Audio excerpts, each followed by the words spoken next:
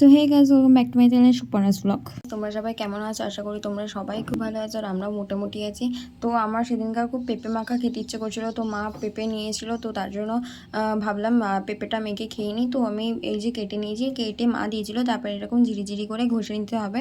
তো ঘষে নেওয়ার পর কিন্তু তোমরা অবশ্যই একবার করে, তারপরও আঠা আঠা ভাবটা থেকে যায় যেহেতু, একবার ধুয়ে নেবে। তো আমি একেবারে এক হাতে যেহেতু ক্যামেরা করছিলাম, তো একটু প্রবলেম হচ্ছিলো, আমি একেবারে ঝিরি করে ঘষে নিয়েছি। তারপরে জল দিয়ে একটু ধুয়ে নিয়েছিলাম। তো তারপর এরপর তোমরা তোমাদের পরিমাণ মতো যেরকম যে ঝাল খায় সেরকম দেবে।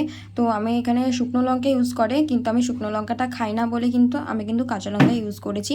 তো তারপরে ওটার মধ্যে আমি পরিমাণ মতো নুন, চিনি দিয়ে দিয়েছি।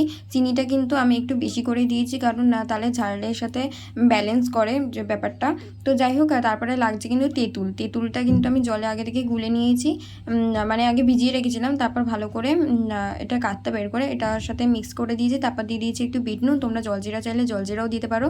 তো বিট নুন দিয়ে দিয়েছি, আর তারপরে দিয়ে দিচ্ছি তেঁতুলের জলটা কিন্তু আমি দিয়ে দিলাম। তো তোমরা যেরকম যে টক খাবে, তেঁতুলটা দিলে খুবই ভালো হয়। তো তোমরা কিন্তু লেবু পাতাও দিতে পারো। আমাদের বাড়িতে যেহেতু গন্ধরাজ লেবু গাছ আছে, তো ওর জন্য পাতা ছিঁড়ে দিয়ে দিয়েছিলাম, গন্ধটার জন্য খুবই ভালো লাগলো। অনেকে দেয় না, কিন্তু আমি দিয়ে দিয়েছি। তো তারপর যাই হোক, কাসুন্দি দিয়ে দিলাম, অল্প একটু পরিমাণে কাসুন্দি দিয়ে দিয়েছি। তারপরে দিয়ে দিচ্ছি লঙ্কা।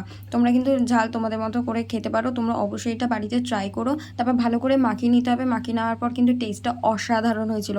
যারা যারা পেঁপে খায় না, আমি কিন্তু পেঁপে খাই না, কিন্তু এরকম কাঁচা পেঁপে মেখে দিলে কিন্তু অবশ্যই খাই আমি।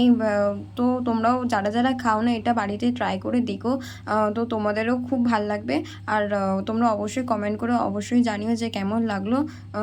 তো দেখা হচ্ছে নেক্সট ভিডিওতে। Tata, bye bye. সাথে থেকো, পাশে থেকো, আর সাবস্ক্রাইব করতে অবশ্যই ভুলো না।